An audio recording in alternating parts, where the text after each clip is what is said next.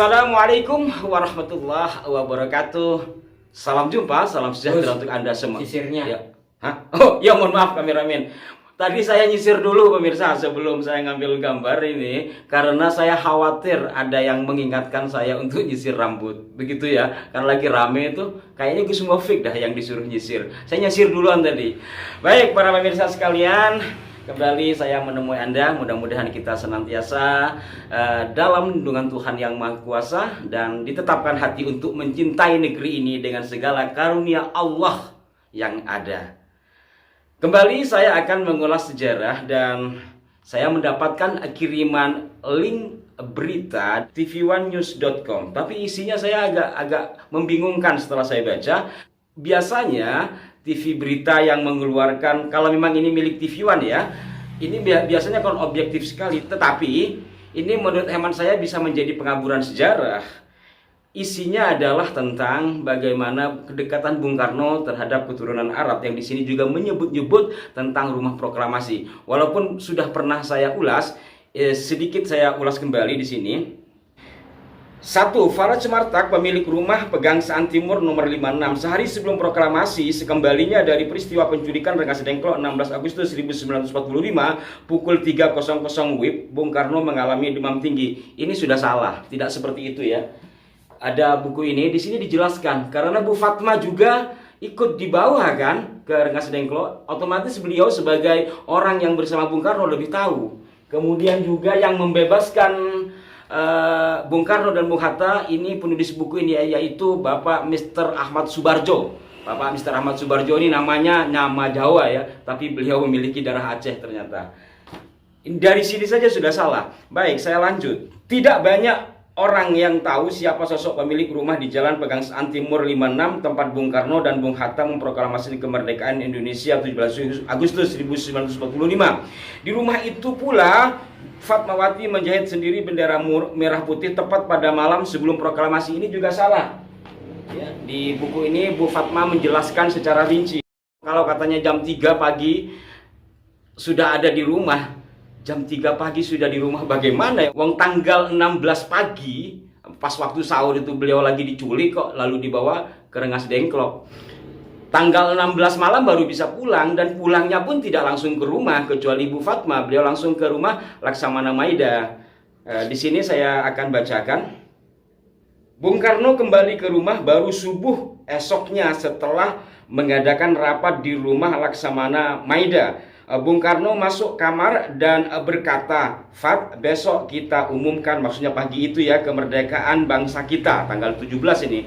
Kata Bung Karno singkat saja, "Di hati aku berkata, Alhamdulillah, apa yang kami inginkan selama ini tercapai." Bung Karno tampak capek dan lesu. Namun, nampaknya Bung Karno memaksakan diri menulis sesuatu, sedangkan aku berbaring kecapean di dekatnya. Hari sudah hampir siang.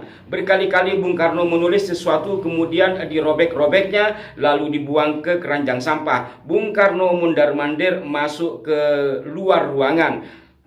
Pagi harinya sekitar jam 6.00 Bapak nampak berbaring dan berusaha untuk memejamkan mata. Pada 17 Agustus itu jadi pagi itu ya. Pagi ini aku tak sempat mandi. Kami hanya cuci muka di wastafel dan bersembahyang di dalam kamar. Di kediaman kami sudah penuh tamu menunggu sesuatu.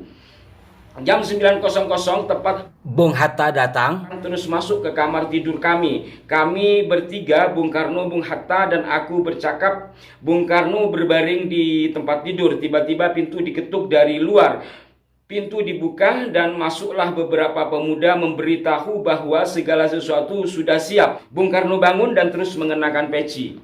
Ketika akan melangkahkan kakiku, dari pintu terdengarlah teriakan bahwa bendera belum ada. Kemudian aku berbalik mengambil bendera yang aku buat tatkala Guntur masih dalam kandungan 1,5 tahun yang lalu. Bendera itu aku berikan pada salah seorang yang hadir di tempat di depan kamar tidurku. Nampak olehku di antara mereka adalah Mas Diro atau Sidiro ex-wali kota DKI, Suhud, Kolonel Latif Hendra Ningrat. Segera kami menuju ke tempat upacara. Paling depan Bung Karno disusul oleh Bung Hatta, kemudian aku. Jadi bendera itu tidak dijahit pada malam itu. 1,5 tahun ketika Guntur masih di dalam kandungan, sampai akhirnya Guntur lahir kan, ketika diculik oleh para pemuda, oleh Soekarni ke Rengas Dengklok itu ya Guntur dibawa ke sana, bahkan sempat ketinggalan susunya. Ini apabila dikaitkan kepada ulasan tentang bendera merah putih, ini make sense kan, masuk.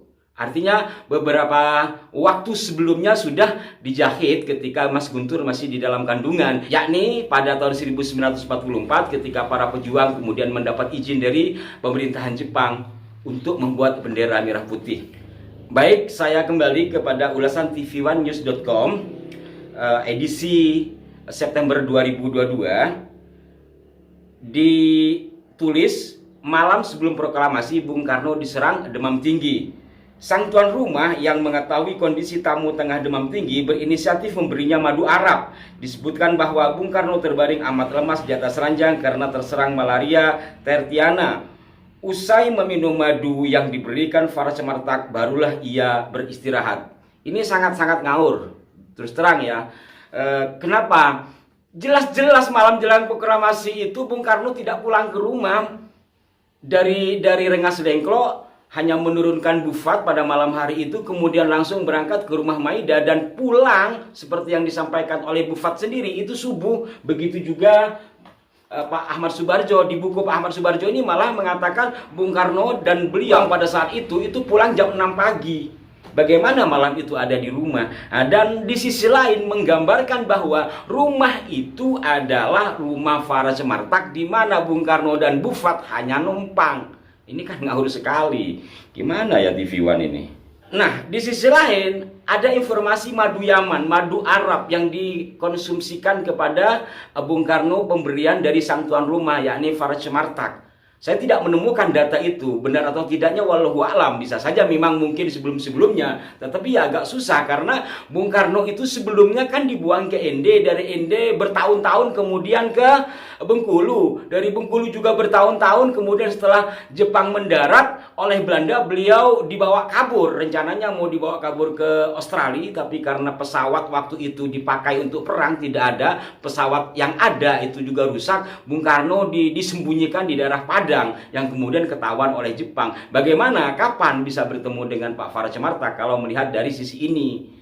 Tapi mungkinlah, anggaplah iya. Hanya saja saya tidak menemukan catatan kalau Bung Karno demam panas sakit, walaupun tidak ditulis dalam buku Bu Fatma, dalam catatan yang lain, misalnya dalam bukunya Rosa Daras dikisahkan memang benar Bung Karno sakit. Dokter pribadi beliau yakni Dokter Raden Soeharto itu dokter pribadi beliau yang mengobati Pak Karno. Pagi itu Bung Karno sedang kondisi lemas, panas.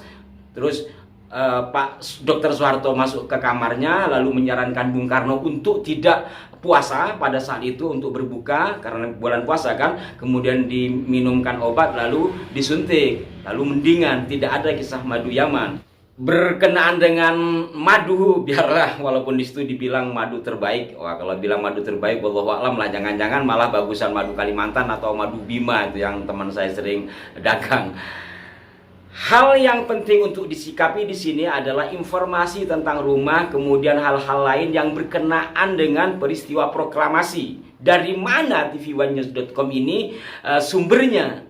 Apalagi ini diinformasikan pada 29 September 2022. Sebulan sebelumnya, dari latakan saya, media-media established sudah menginformasikan temuan dari seorang sejarawan yakni Rifandoli, di mana dia memiliki clipping koran Sinpo tentang pembelian rumah proklamasi itu oleh pemerintah pada 1948.